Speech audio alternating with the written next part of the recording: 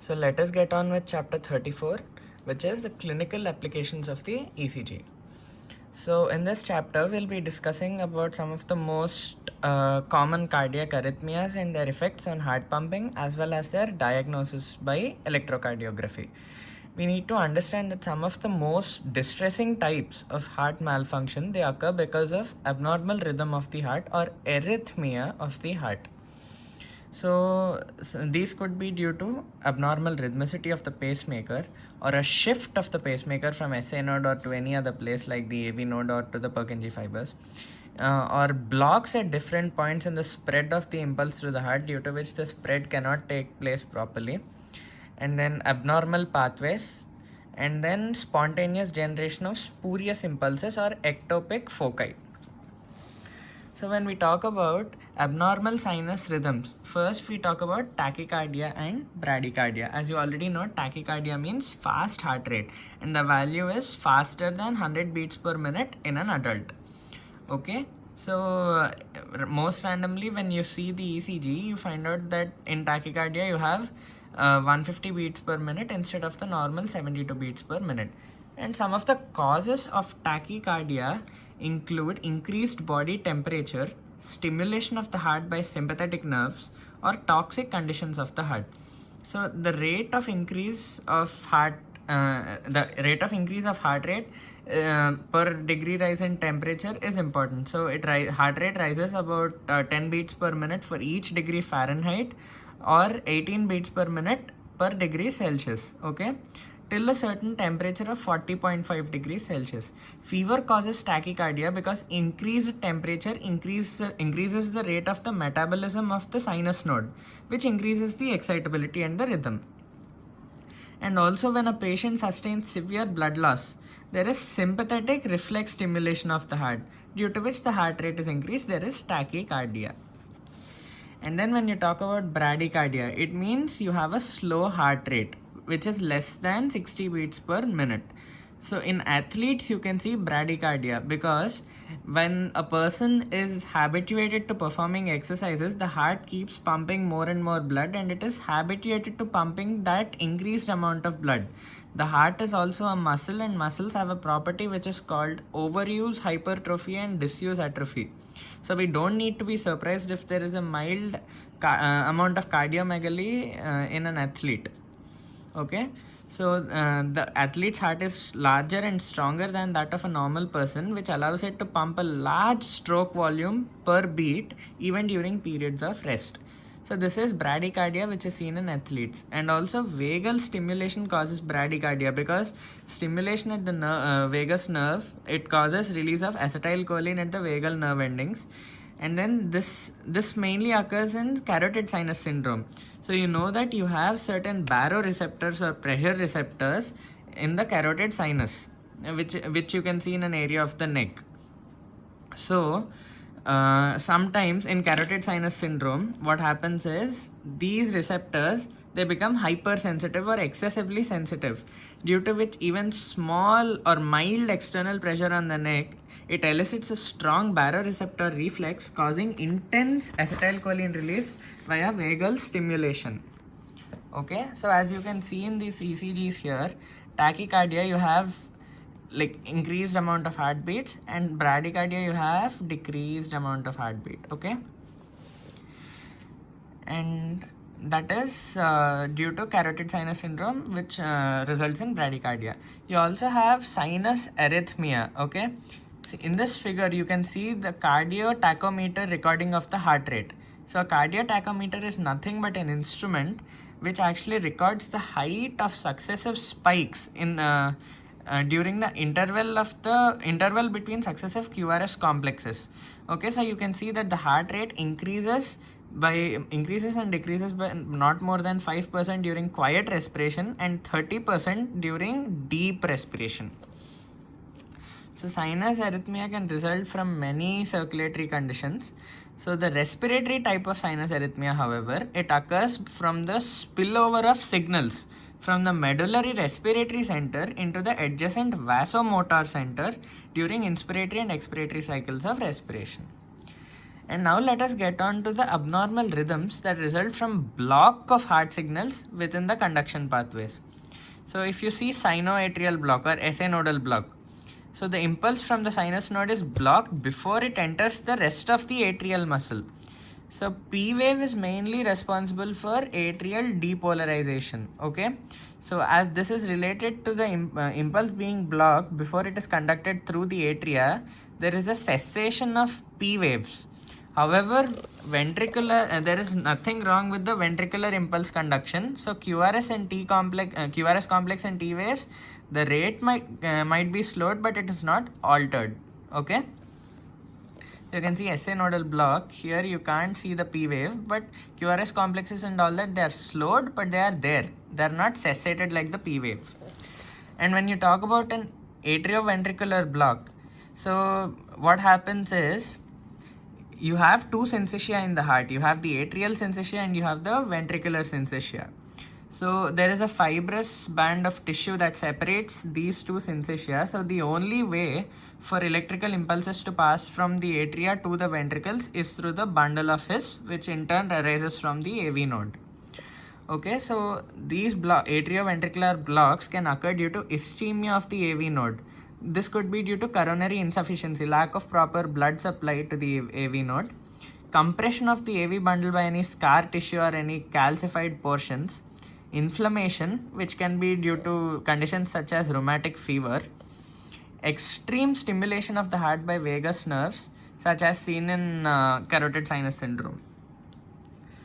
That is about the complete block. When we talk about incomplete atrioventricular heart blocks, we have certain types. Okay, so when there is an incomplete first degree atrioventricular heart block, what happens is the SA node generates the impulse.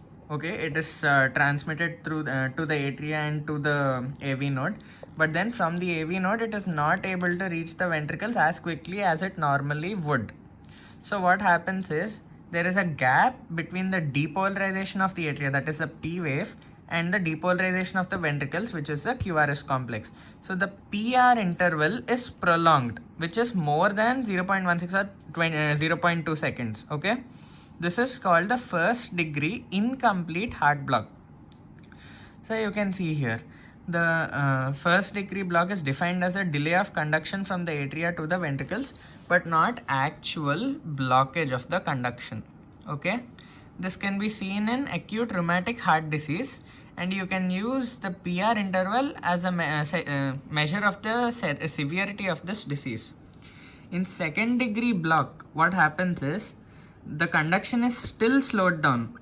The PR interval is increased to 0.25 to 0.45 seconds. So sometimes the action potential is strong enough to pass through the AV node, but it sometimes is not strong enough. So when it is not strong enough, what happens is there will be an atrial P wave, but there will be no QRS or T complex, and these are the dropped beats of the ventricles. Okay, so there are two types of second degree AV blocks. Type 1 is called Wenckebach periodicity. So there is characterized prolongation of the PR interval. Okay, prolongation, and suddenly it is slowed down to such an extent that one QRS complex or one ventricular beat is dropped, and then this abnormal cycle is continued. Type 1 block is almost always caused by the abnormality of the AV node. In type 2 block, there are usually a fixed number of non-conducted P waves for every QRS complex. A 2:1 block means that 2 P waves are non-conductive for every QRS complex. Okay, and then we have the complete AV block or the third degree block, in which the ventricles they spontaneously establish their own signal, usually originating in the AV node. So now let us understand the basis of ventricular fibrillation in detail. So think of this as a circular strip of cardiac muscle. So when the normal cardiac impulse in the heart has traveled the extent of the ventricles, it has no place to go, because the rest, all that it has traveled, all the musculature is in a refractory state. So the impulse dies, and then the musculature, it awaits a new action potential to begin in the SA node. Under some circumstances, however, this normal sequence of events does not occur. So let us understand. So if we look at this circular strip of cardiac muscle and if we depolarize and use the depolarization stimulus and do it at the 12 o'clock position here, so the impulse, it spreads, and finally when it reaches its original position, it has nowhere to go because the rest of the muscle is depolarized. So the impulse slowly dies off. However, there are three pathological conditions. One, so if you look at the circle, if the pathway around the circle is much longer than normal, so by the time the impulse returns to 12 o'clock position, the originally stimulated muscle will no longer be refractory. So the impulse will continue around the muscle again and again.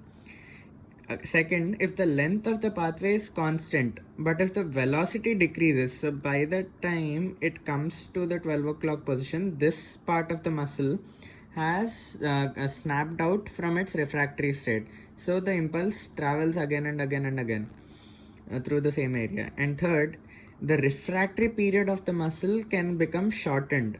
So the impulse can then also propagate continuously. All these conditions, they occur in different pathological states of the human heart.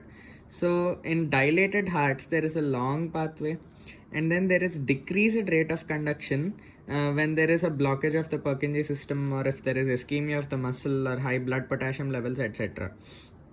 And then there is a shortened refractory period which occurs commonly in response to various drugs such as epinephrine or after repeated electrical stimulation.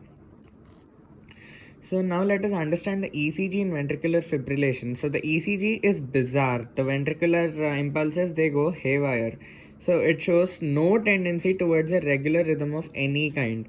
So during the first few seconds, the relatively large masses of ventricular muscle, they contract simultaneously. So they cause irregular waves in the ECG.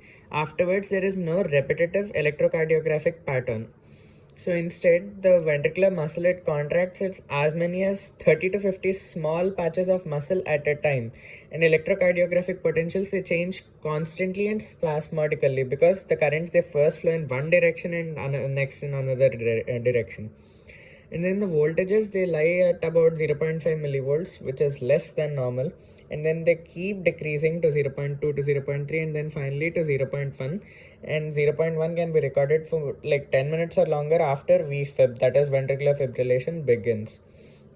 So as repeated different places of parts of the ventricles are depolarized at the same time simultaneously, no effective pumping of the ventricular muscle occurs. So no pumping of blood, almost no or negligible amount of blood is pumped during ventricular fibrillation. And then this state is lethal because your brain cannot survive without blood supply for more than 5 minutes mostly. And then this state is lethal unless it is stopped by some heroic therapy such as immediate electroshock through the heart. So what happens is, when a person goes into VFib, you can use immediate electroshock therapy, that is electroshock defibrillation of the ventricles, to make the patient recover from fibrillation. How is this electroshock defibrillation done? So you charge a capacitor, that is electrical plates, for up to 1000 volts of electrical current, and then you apply it for like few thousandths of a second. So what this does is, this current, it penetrates most of the fibers of the ventricles at the same time. So it stimulates essentially all the parts of the ventricles simultaneously and sends them all into a refractory state, so that all the action potentials, they stop. The heart remains quiescent for about 3 to 5 seconds, and then after that it starts to beat again. And this intrinsic rate is again it can be decided by the sinus node or the AV node or the Purkinje fibers, as it was happening before VFib had occurred. However, if the same re-entrant focus that had originally thrown the ventricles into fibrillation is still present, fibrillation may begin again immediately. So in patients with high risk for VFib, a small battery-powered implantable cardioverter defibrillator (ICD) with electrode wires lodged in the right ventricle, it may be implanted in the patient. So this device is programmed to detect ventricular fibrillation and revert it by delivering a brief electrical impulse to the heart. So recent advances, they've permitted development of ICDs that can deliver enough electrical current to defibrillate the heart through electrode wires that are implanted simultaneously outside the rib cage or in the heart itself. Okay. And then hand pumping of the heart. So when you normally do cardiopulmonary resuscitation, you pump the heart to like almost change the original position of the xiphoid process of the sternum by 6 centimeters. You're displacing it by 6 centimeters. So why are you hand pumping? This is because in VFib, you know that the ventricles, they cannot pump blood effectively. So coronary blood supply is very, very low. So even if you give electrical shocks, the the ventricular musculature, it needs to have that amount of nutrition from the blood flow to actually respond to your electrical stimulus. So if it does not have proper blood flow, it does not have nutrition, it cannot respond to your electrical stimulus. So that is why you try to hand pump, so that you can actually get some of the blood to pump through the heart. You can actually make the nutrition available to the musculature of the heart, and then you can provide your electroshock therapy after CPR. Okay. So this lack of blood flow to the brain for more than 5 to 8 minutes, it usually causes permanent mental impairment or even destruction of brain tissue. Okay, so even if the heart is revived, the patient may die from severe effects of brain damage or may live with permanent impairment of the brain. So fibrillating hearts have been pumped by hand for as long as 90 minutes, 1.5 hours, followed by successful defibrillation. So don't lose hope. Next is atrial fibrillation. So then the several parts of the atrial musculature are depolarized simultaneously. So the mechanism of atrial fibrillation is identical to that of ventricular fibrillation. And we need to understand that atrial fibrillation is independent of ventricular fibrillation, and ventricular fibrillation occurs without atrial fibrillation. This is because the atrial syncytium and the ventricular syncytium, they are separated by a non-conductive band of fibrous tissue, which acts like an electrical insulator. So a frequent cause of atrial fibrillation is atrial enlargement that can result from heart valve lesions or from ventricular failure, due to which excess blood is dammed in the atria. And then there is impaired pumping of the atria during atrial fibrillation, which is easily understandable. So the atria, they become useless as primer pumps for the ventricles. So the primer pump action of the atria, it only increases the blood flow to the ventricles by about 20 to 30%. Otherwise, the rest, that is a major amount of the blood, it is flowing passively from the atria to the ventricles. So atrial fibrillation is not as dangerous as ventricular fibrillation. So a person can live for years with atrial fibrillation, although it reduced efficiency of overall heart pumping. And the ECG in the atrial fibrillation, it consists of small depolarization waves which spread in all directions through the atria.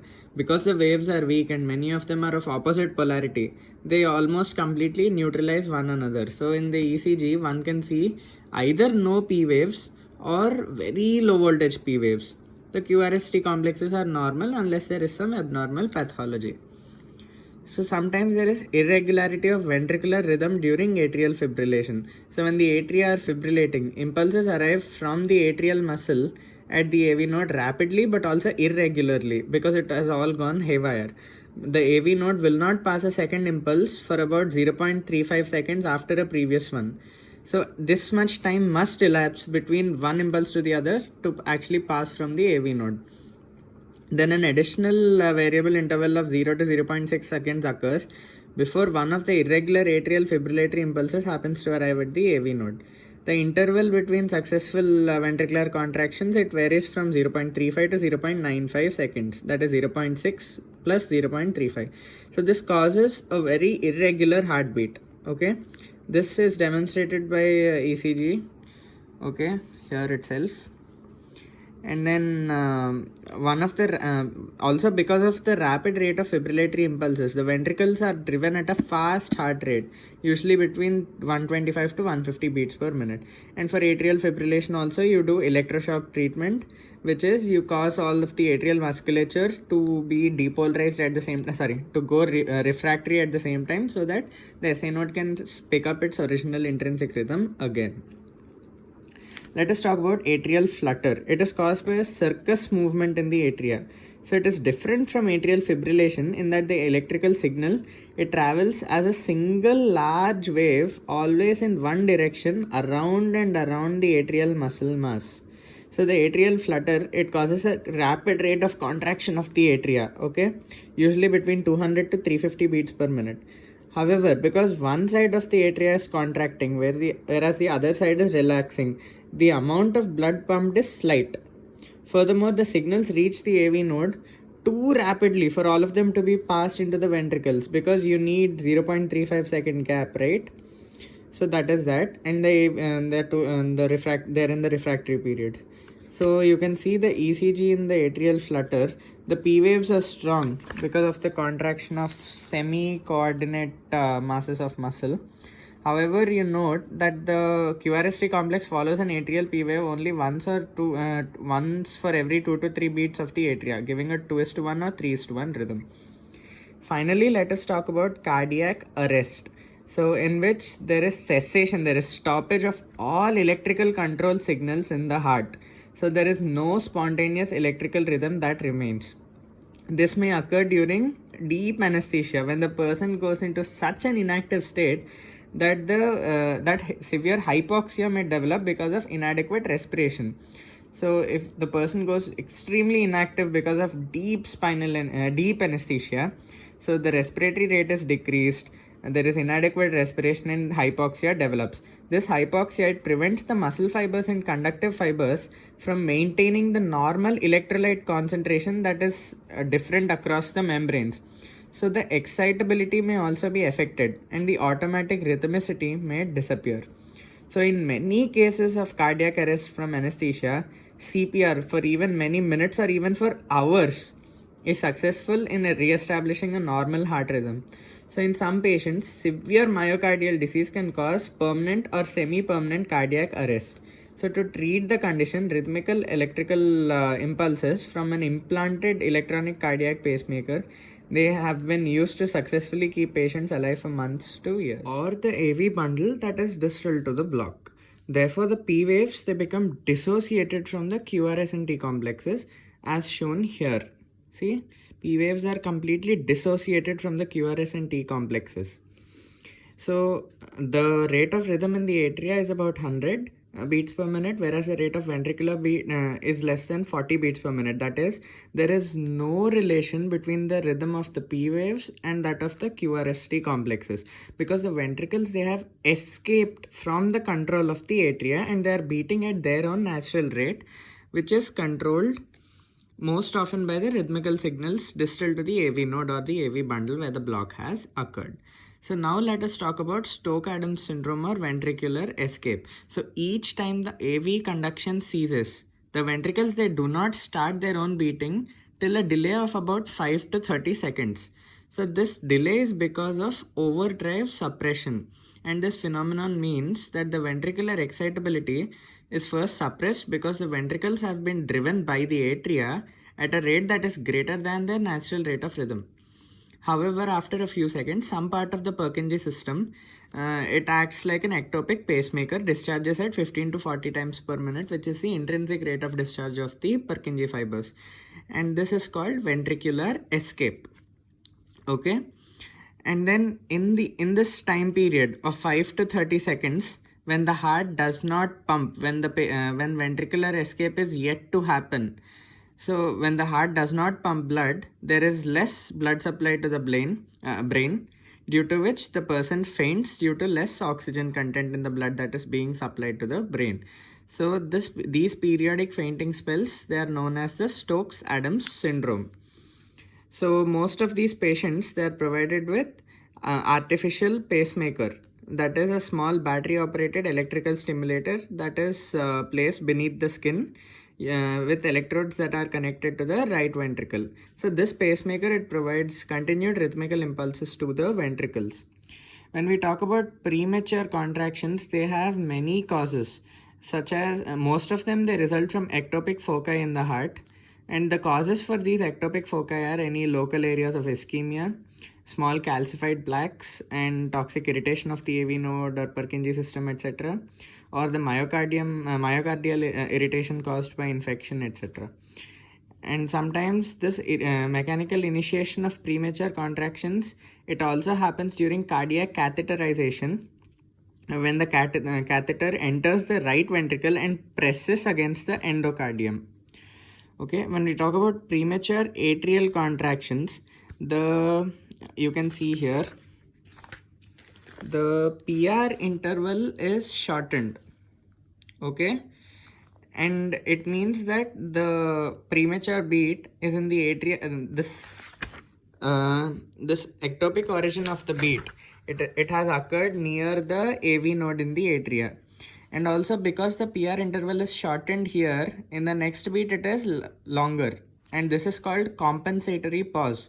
And one of the reasons for this compensatory pause is that the impulse already had to travel a lot of distance from the AV node and from the rest of the heart, and there is time taken to discharge the SA node again. So this is the compensatory pause. Okay, and then when we talk about AV nodal premature contractions, the P wave is missing, and instead it is superimposed onto the QRST complex, and this we can understand. So this is because the cardiac impulse has traveled backward into the atria, at the same time it traveled forward into the ventricles. So this P wave slightly distorts the QRST complex, but the P wave itself cannot be discerned as such. So when we talk about premature ventricular contractions, the QRS complex is prolonged. This is because the impulse is conducted by the musculature of the ventricles, by the conducting muscle of the ventricles rather than the Purkinje system. And it has a high voltage, the QRS complex. This is because normally when both the sides of the ventricles they are depolarized, the depolarization vectors they almost neutralize each other to a considerable extent. Here this neutralization effect is not there, so that is why the QRS complex has a high voltage, as you can see here.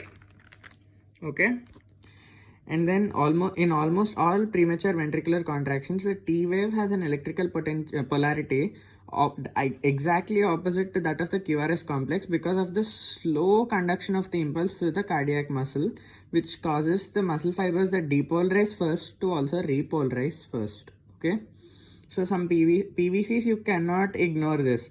So people with a significant number of PVCs, they have a much higher than normal risk of developing lethal ventricular fibrillation, presumably initiated by one of the PVCs. This can be caused due to cigarette consumption, excessive intake of coffee, or lack of sleep, etc. Next, let us discuss paroxysmal tachycardia. Paroxysm means something that is sudden, that refers to sudden attacks, sudden onset. So it means that the heart rate becomes rapid in paroxysms, with the paroxysm beginning suddenly, lasting for a few minutes or hours or a certain time period, and then the paroxysm it usually ends as suddenly as it began, with the pacemaker shifting back to the sinus node. So paroxysmal tachycardia, it can be stopped by eliciting a vagal reflex. A type of vagal reflex that is elicited for this purpose is to press on the neck in the regions of the carotid sinuses, which causes enough of a vagal reflex to stop the paroxysm.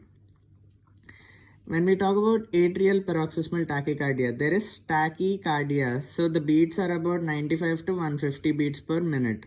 Okay, you can see an inverted P wave because it has something to do with the atria. It means it concerns the P wave. So the P wave is inverted, and it is partially superimposed onto the normal T wave of the preceding beat. So this means though the origin is in the atrium because of the P wave involvement, the origin is not near the sinus node. Okay, because it is slightly superimposed onto the T wave of the previous beat. So there is a considerable impact happening here between the repolarization of the ventricles and the depolarization of the atria. So it is not near the sinus node. And then ventricular paroxysmal tachycardia. So this refers to a series of ventricular PVCs that occur one after another without any normal beats interspersed. So this does not occur unless there is considerable ischemic damage present in the ventricles, and it initiates frequently ventricular fibrillation, which is a lethal condition due to rapid repeated stimulation of the ventricular muscle.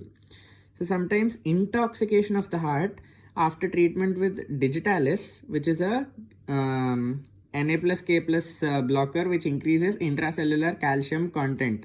This leads to ventricular tachycardia. Antiarrhythmic drugs such as antiarrhythmic drugs such as amiodarone or lidocaine can be used. Lidocaine, it is a spinal anesthetic as far as I remember, and it depresses the normal increase in sodium permeability of the calcium cardiac muscle membrane during generation of the action potential. So it blocks the rhythmical discharge of that focal point which is causing the paroxysmal attack. Amiodarone has multiple actions, such as it prolongs the action potential and the refractory period, and it slows down the AV conduction. In some cases, cardioversion with an electric shock to the heart is needed for restoration of the normal heart. So let us now understand the vectorial analysis of the ECG and its application to ventricular hypertrophy. So to understand how cardiac abnormalities they affect the contours of the ECG, one must become familiar with the concept of vectors and vectorial analysis as applied to electrical potentials in and around the heart. So a vector is an arrow that points in the direction of the electrical potential generated by the current flow, with the arrowhead pointing in the positive direction. Okay, the result, and also the length of the arrow is directly proportional to the voltage of the potential. The resultant vector in the heart at any given instant, so it is shown here. So basically what happens is, although the electrical current flows in different directions, considerably more current flows downward from the base of the ventricles towards the apex than in the upward direction. So the summated vector of the generated potential at this particular instant, called the instantaneous mean vector, is represented by this long black arrow right here. Okay. And again, so when the vector is exactly horizontal and directed towards the person's left side, it is 0 degrees. Okay, from the 0 reference, the scale of vectors, it rotates clockwise. So this is 90, this is 180, okay, like that. And then this is plus 90, this is plus 180. Okay, and then in a normal heart, the average direction of the vector during the spread of depolarization, called the mean QRS vector, is about plus 59 degrees. Okay, this means that during most of the depolarization wave, the apex of the heart remains positive with respect to the base of the heart. See, plus 59 degrees. So the hexagonal reference system. So each lead, bipolar lead, is actually a pair of electrodes that is connected to the body on opposite sides of the heart, and the direction from the negative electrode to the positive electrode is called the axis of the lead. So lead 1 is recorded from 2 arms.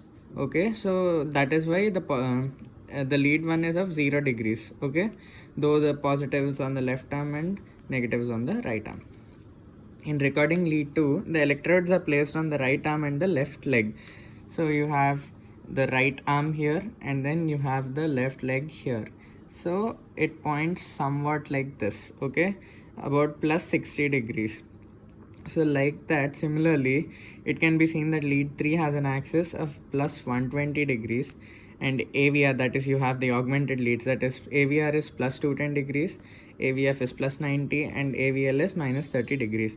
The directions of all these leads are known as the hexagonal reference system, and polarities are shown by plus and minus signs. So we must know all these axes and their polarities, particularly for the bipolar limb leads, to understand the remainder of this chapter. Okay. So when we come to the vectorial analysis, we have vectors that occur at successive intervals during the depolarization of the ventricles, that is the QRS complex. So when the cardiac impulse enters the ventricles through the AV bundle, the first part of ventricles to become depolarized is the left endocardial portion of the septum. Okay. So then depolarization, it spreads rapidly to involve both endocardial surfaces of the septum, and then it spreads along the endocardial surfaces of the remainder of the two ventricles and finally spreads through the ventricular muscle outside the heart. So the instantaneous mean electrical potential of the ventricles is represented by a red vector, as you can see in here. Okay, by a red vector, the instantaneous potential. You can see the septum being depolarized first, the left part, so and so. Okay, and then finally, and then the red vector is superimposed onto the ventricle and in relation to the axis of the three bipolar leads. Okay, a positive vector will cause recording in ECG above the zero line, whereas negative vector will cause recording in the ECG below the zero line. So electrocardiogram during the T wave, that is during repolarization, ventricular repolarization. So after the ventricular muscle has become depolarized, after 0.15 seconds, repolarization begins and proceeds until complete at about 0.35 seconds. This causes the T wave. Because the septum and endocardial areas depolarize first, people think that these areas repolarize first as well, but this is not the case.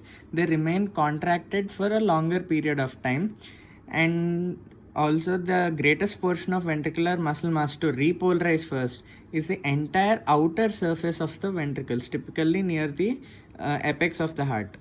So the endocardial areas normally repolarize last. So this is caused by high blood pressure inside the ventricles during contraction, which reduces coronary blood flow to the endocardium, slowing repolarization in the endocardial areas. So because outer surfaces repolarize before the inner surfaces, a positive end vector during repolarization is towards the apex of the heart.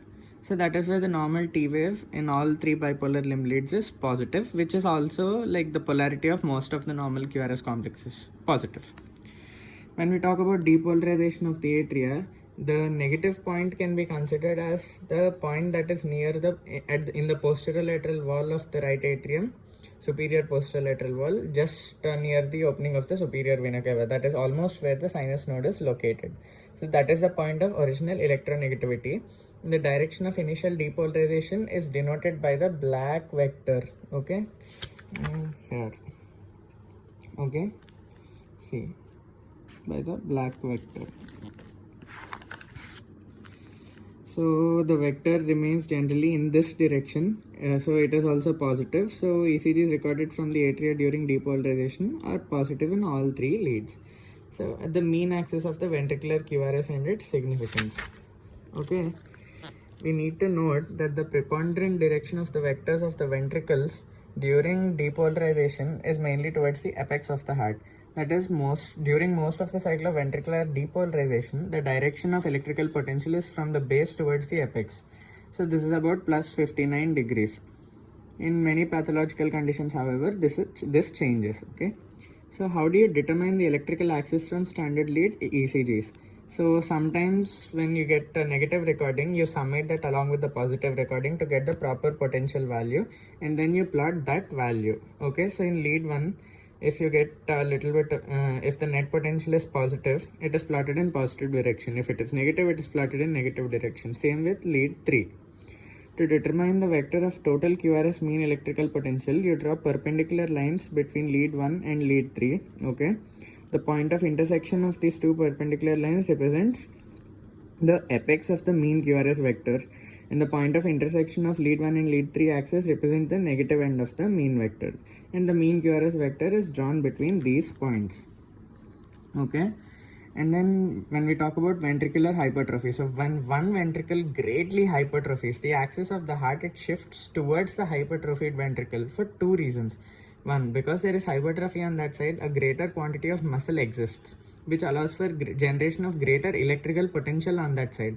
Second, that part takes more time to depolarize because there is more muscle mass. Okay, so the normal ventricle becomes depolarized completely and considerably in advance of the hypertrophied ventricle, and the situation causes a strong vector towards the hypertrophied side. And so when you have hypertension, okay, hypertension also causes left axis deviation because of the hypertrophied left ventricle. So you can see here, it is about minus 15 degrees in this case. Okay. So this is caused by the left ventricle to hypertrophy so that it could pump against elevated systemic arterial pressure. Similar cases can be seen in aortic valvular stenosis, aortic valvular regurgitation, or some congenital heart conditions. So vectorial analysis of right axis deviation. So in left axis deviation, you can see a greatly positive lead 1, a greatly negative QRS complex in lead 3.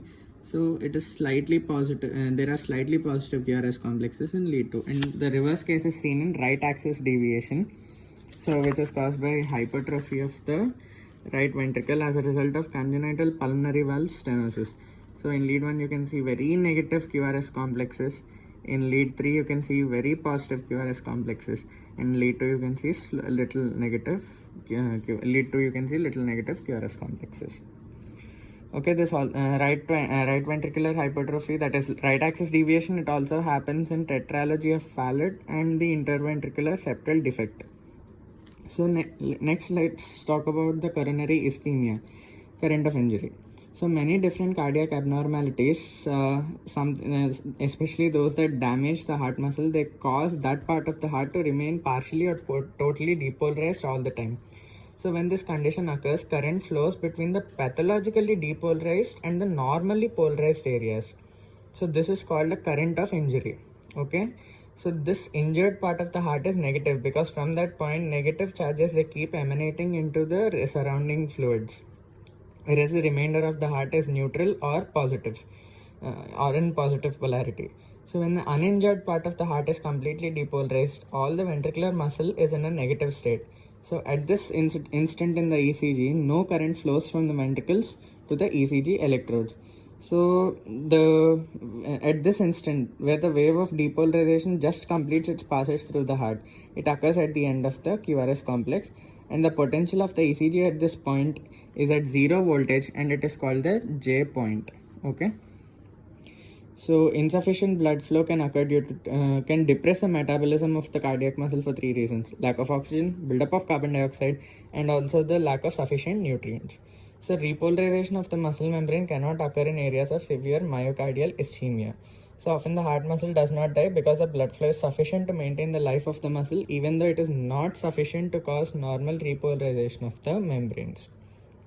Okay, so extreme ischemia occurs after coronary occlusion, and a strong current of injury flows from the infarcted area of the ventricles during the TP interval between heartbeats. Okay, as you can see here. And then finally, when you talk about anterior wall infarction, so you can see the ECG here, okay, in this figure. So what happens is V2 is shown here, recorded from a patient with acute anterior wall cardiac infarction. The most important diagnostic feature is that the J, if you draw 0 horizontal potential line through the J point, a strong negative injury potential is found during the TP interval, which means that the chest electrode in front of the heart is an area of strongly negative potential. So it means that the current of injury is emanating from the anterior wall, which diagnoses this condition as anterior wall infarction. Okay. And then when you talk about posterior wall infarction, so when you draw the J point horizontal through the J point, you will find that it goes upwards, that is positively. So then you can diagnose it as posterior wall infarction. So it means that the current of injury is coming from the back of the heart opposite to the anterior chest wall, which is the reason the type of ECG is the basis for diagnosing posterior wall infarction. And then old recovered myocardial infarctions. So here you can see the ECGs after anterior infarction and posterior infarction about 1 year after acute heart attack. So these are called the ideal configurations of the QRS complex in these types of recovered myocardial infarction. So usually Q waves, they develop at the beginning of the QRS complex. So you can see here the Q wave has developed at the beginning of the QRS complex in lead 1 and in anterior infarction because loss of muscle mass in anterior wall, but in posterior infarction the beginning of the Q wave develops at the beginning of QRS complex in lead 3. Okay, in lead 1 here in anterior wall infarction, and in lead 3 here in posterior wall infarction, because of the loss of muscle in the posterior apical part of the ventricle. So these configurations are certainly not found in all cases of old cardiac infarction. Local loss of muscle and local points of cardiac signal conduction block, they can cause very bizarre QRS patterns. And angina pectoris, finally, it means pain from the heart felt in the pectoral regions of the upper chest. The pain also, it radiates into the left neck area and down in the left arm. The pain is caused by moderate ischemia of the heart. No pain is felt as long as the person is quiet, but as soon as he or she overworks the heart, the pain appears. So an injury potential sometimes appears in the ECG during an attack of severe angina pectoris, because of the coronary insufficiency becomes great enough to prevent adequate repolarization of some areas of the heart during diastole. And also one more important point, an ST elevation is what you use to detect myocardial infarction in an ECG recording.